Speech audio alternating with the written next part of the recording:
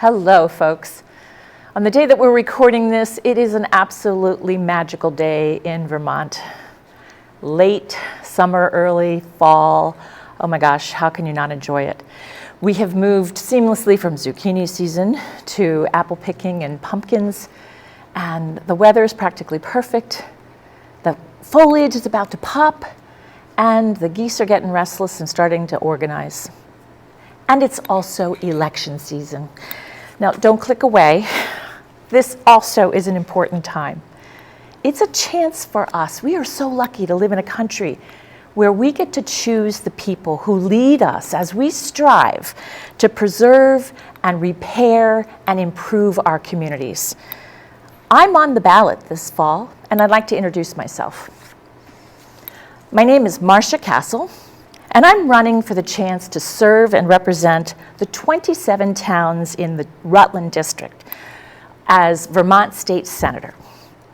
That's Benson to Brandon to Pittsfield to Mount Tabor to Paulet to Pulteney and everything in between. So who am I? I have always been a person who strives to understand and wants to be understood. In my early years, because of that drive, I was inspired to learn languages. I thought that if people could just be bilingual or trilingual or at least dabble in another language, they would be able to bridge the gaps and to understand their different perspectives. That's how I ended up to be a public school teacher for just shy of 25 years. I may have taught some of your kids in Rutland County. I taught Spanish and French and civics and a global citizenship class, and felt very privileged and very proud to be a public school teacher, guiding kids, teaching students first, but through the subjects that I loved, how to grow and to be critical thinkers and to make responsible, just decisions, to lead lives of integrity. I've also, for the last 15 years, been a mediator. Along with that idea of wanting to understand and be understood, I have been fascinated by the architecture of conflict, both how we fall into it and how we can transform it. And so I'm a mediator. I sit with folks who are having difficult conversations and having to make new agreements about how to be with each other. I teach for the state of Vermont and for the UVM Extension organization, and I teach a class called Coping with Separation and Divorce, trying to help folks transition and reevaluate and redefine their families without harming their kids. So what do I believe in? I think, first of all, those are all good skills to be bringing to the legislature. What do I believe in? First, I believe in democracy. I believe in understanding the tools and the agreements that we have made, that we adhere to guide the way we live together. And I think we should understand how to change those and improve them and modify them. I believe in transparent and effective government and spirited but civil participation.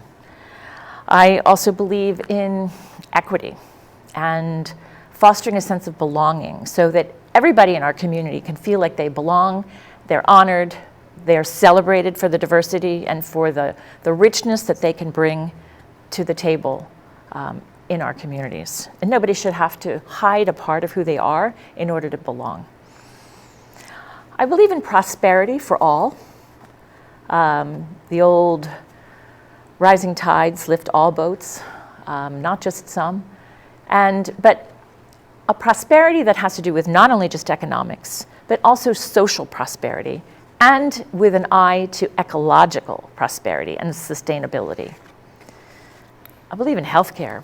I believe in housing. Without those things, how can we launch a productive, fulfilling life? I also believe in justice, accountability, and social safety, but from a place of comprehensive programs that are not just punitive, but also willing to look at the legacy of some of the systems that we've had in place that haven't served all of our people. Certainly as an educator and as a parent and as a member of the community, I believe in a strong public education. I believe in safe, affordable, accessible childcare. And I also know that a lot of things can be true at once.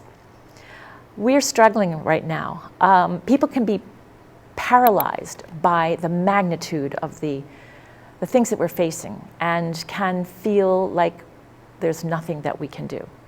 I disagree.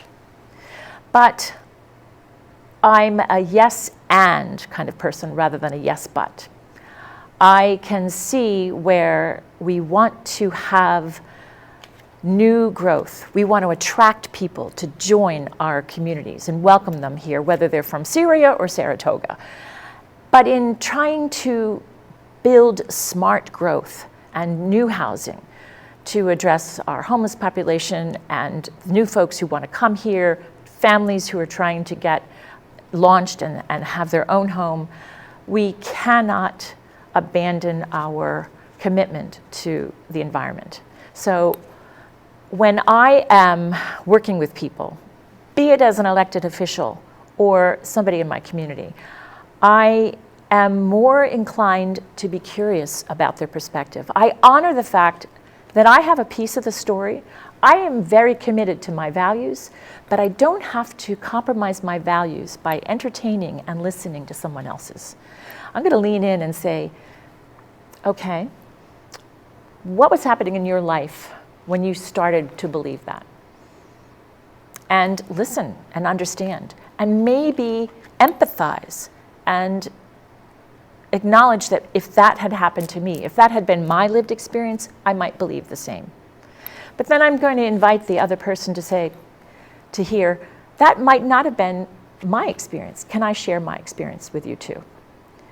I'm really committed, although I do bring these deeply held perspectives and values and commitments, I'm really committed to curiosity and civility and respect and rigor in working as a state senator for you.